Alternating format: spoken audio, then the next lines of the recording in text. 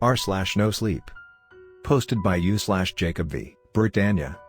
The Shrinking House on Bramble Hill. Saturday, September 18, 2015. My name is Jackson Kane.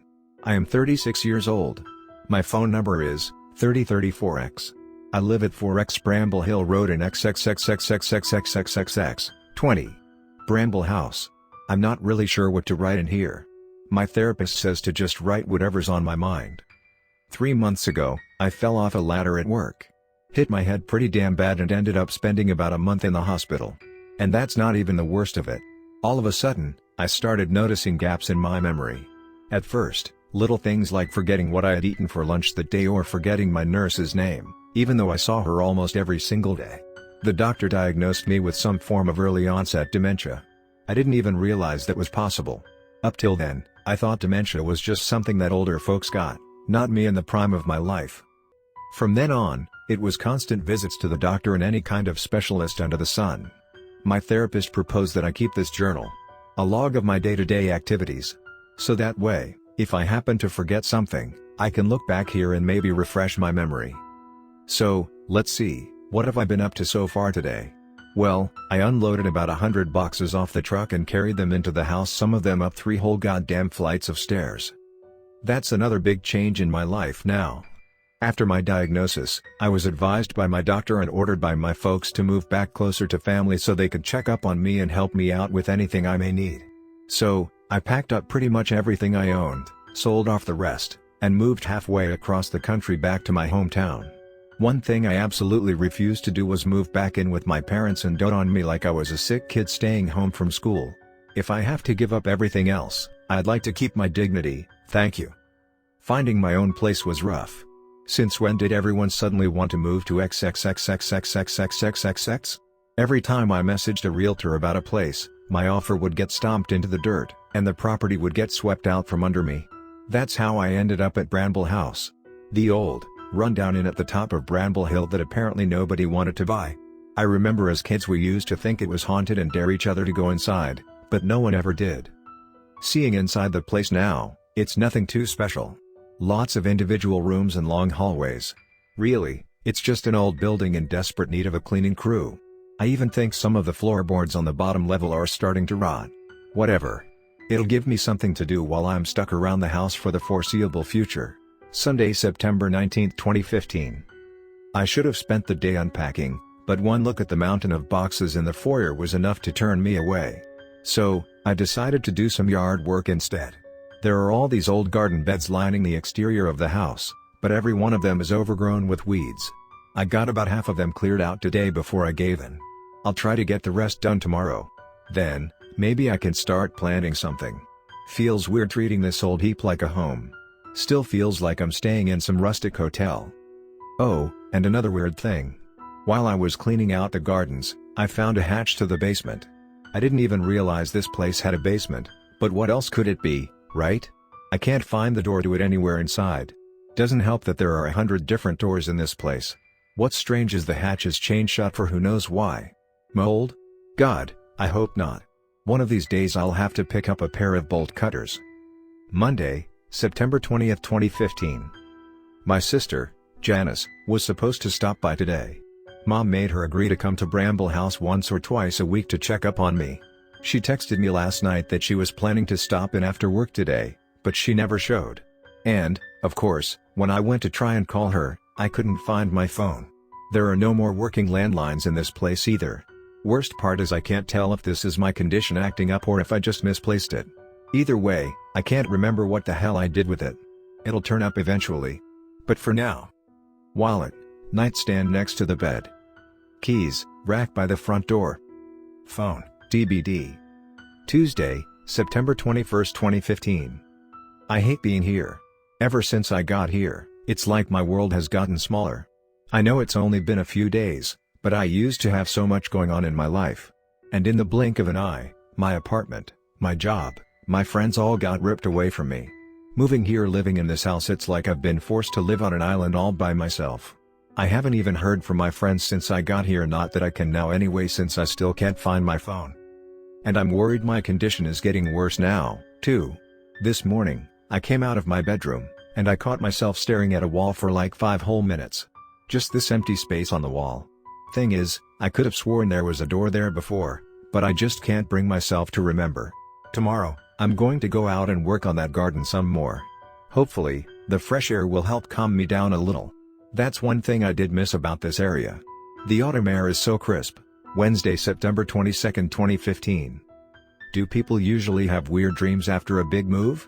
I can't remember if I had any the last time I moved. I'm gonna get real tired of writing that, I can't remember. Anyway, the dream I had last night was definitely on the stranger side. In the dream, I was just lying there in bed, but it's like I wasn't in my own body. I was watching myself from the side. And I, the one in the bed, was staring up at the ceiling, and then the ceiling started melting. It turned into this black ooze type stuff and just slowly started dripping down towards me. And it was just all so vivid, like I was having an actual out-of-body experience. Never experienced anything like that before. Usually, I can't even remember my dreams. Thursday, September 23, 2015. I planted some flowers in the garden today. I was getting a little stir-crazy, so I decided to drive into town and pick some up. I also tried stopping by Janice's place, but she wasn't home. Must be at work. She still hasn't shown up like she said she would, and I'm starting to get a little worried about her. I left her a note telling her to come by the house as soon as she can, just so I know she's alright. Hopefully, I'll see her later tonight. Note to self: I left my wallet and keys in their usual places as soon as I got home. I really need to track down my phone. This house is too damn big for one person. Friday, September 24, 2015. Not only can I not find my phone, but I spent 10 minutes today looking for the bathroom on the 3rd floor. I set up my bedroom in the loft up there because it was the coziest looking space in the house. I was sure there was a bathroom down the hall, but I could not find it for the life of me. I must have checked every damn door on the 3rd floor and no dice. Wasn't there a bathroom on the 3rd floor? Had I been using the one on the 2nd floor this whole time?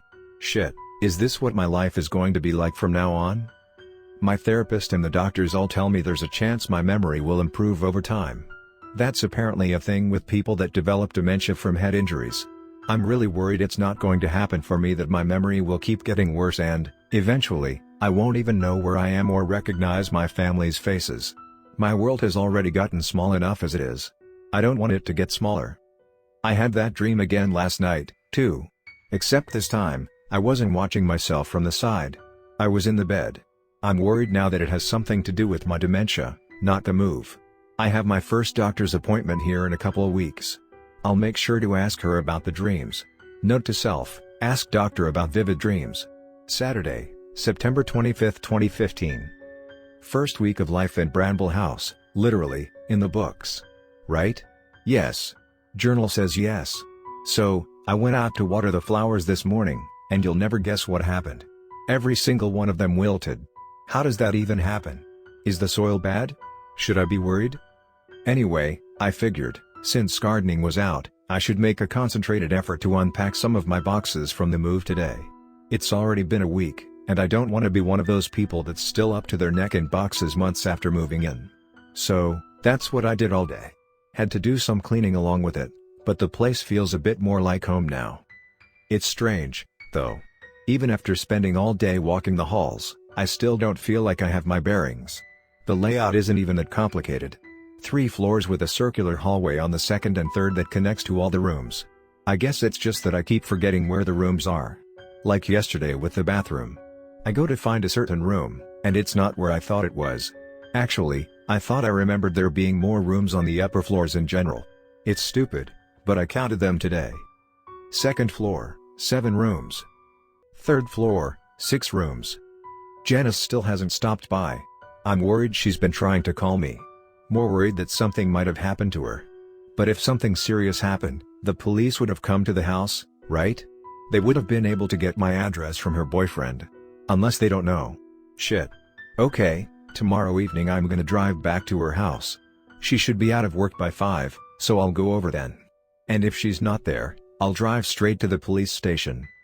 Sunday, September 26, 2015. I dreamed about the ceiling again last night. It was a little different this time. Every time I have the dream, the ceiling gets lower. This time, the black ooze dripped down the walls and covered the door so that there was no way out. And then I woke up, and as I was heading downstairs, I noticed another empty space on the wall where I thought there had been a door.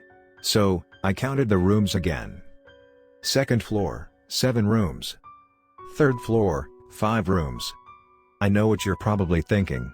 You're thinking that I miscounted the rooms yesterday. Look, I know I'm not well, but I know how to count. Besides, that's not even the worst of it. First thing I did after counting up the rooms today was try to get out of the house. Ran downstairs so fast I almost tripped over myself. Last thing I need is another head injury. I got to the front door, and guess what? There was no front door. No windows either. Just a blank wall at the end of the foyer. All the other doors leading outside are gone, too, and after checking every room on every floor, the only window left is the small, circular window in my bedroom directly across from the bed. I thought a lot about smashing it and jumping out, but Bramble House is tall. A jump from the 3rd floor might not end well. I know I sound crazy, but I think the house knows I won't jump. Otherwise, it would have removed that window along with all the others. Whatever Bramble House is, it's taunting me. Monday, September 27, 2015. 3 more doors are gone today. 2 from the 3rd floor and 1 from the 2nd.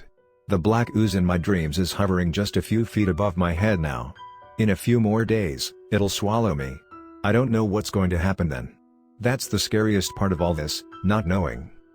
But I'm not just going to sit idly by while the house shrinks around me, so today, I decided to find out what was behind the walls where the doors used to be. I wanted to know if the rooms were still there, you know? Luckily, I still had my tool bag.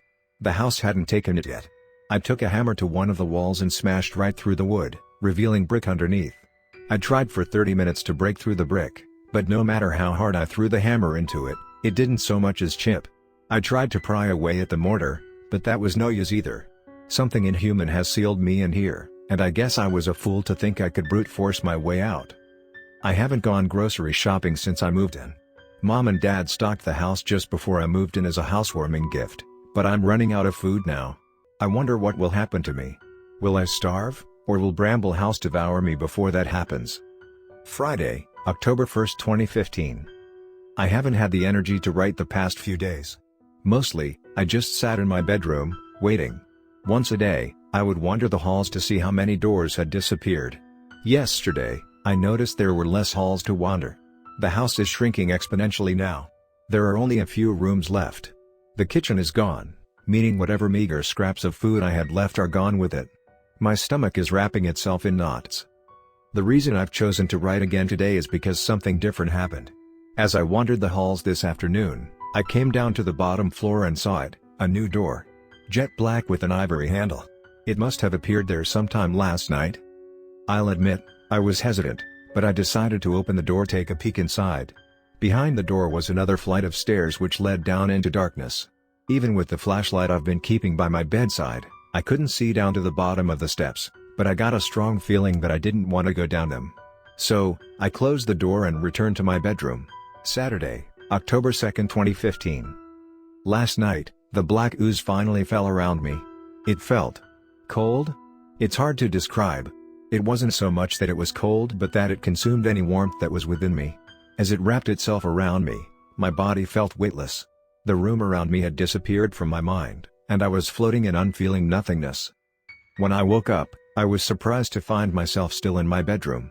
I pulled myself out of bed and went out into the hall, now keenly aware of the full, overbearing weight of my body with each step. There were no doors left. I went downstairs. Every hallway, every room had disappeared, leaving nothing but the enclosed foyer with the black door at the base of the stairs. I went back upstairs to my room, but when I got there, it, too, was gone. Bramble House is leaving me no choice, forcing my hand to go down the steps behind the black door. So, that's what I'm going to do. My eyes have finally adjusted to the dark enough to write again. I'm at the bottom of the stairs now. The staircase took me deep into the earth. I lost track of how long it took me to climb down here. I started to wonder if they would ever end. I've certainly experienced stranger things than a never-ending staircase. Eventually, the steps ended and gave way to a stone floor. I followed down this small tunnel even further until it brought me to where I am now.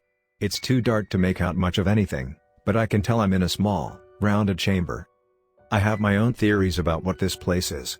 People often talk about the heart of a house. Well, I think this chamber is Bramble House's stomach. The moment I set foot in Bramble House, it started to consume me. Now, I've finally been swallowed, and I'll wait down here while the house digests. I could leave. Head back up the long steps and into the house above, but it would be pointless. Besides, I doubt there's even a door at the top of those stairs anymore. It's funny. A week ago I was worried about my world getting smaller. Now, this is my world, a tiny, dark chamber in the earth. Monday, October 4, 2015. My name is Janice Kane. My brother moved into Bramble House 2 weeks ago. I was supposed to come check up on him every now and then, but every time I did, the door was locked. I'd knock over and over again, but no one would answer the door, even though I could see Jackson's car in the driveway. I started to get worried that something might have happened to him, maybe some complications from his head injury, so the next time I found myself at Bramble House with no one answering the door, I tried calling him instead. He picked up on the first ring and assured me that he was fine and that I could go home. His voice sounded a bit off. It sounded distant, like he was speaking from across the room, and emotionless. Still, I figured he was going through a tough time and probably wanted to be left alone for a while. I could always come back some other time. After Jackson didn't answer my calls today, or even respond to my texts, I decided to stop by Bramble House to make sure he was alright. The door was unlocked this time, but I couldn't find Jackson anywhere.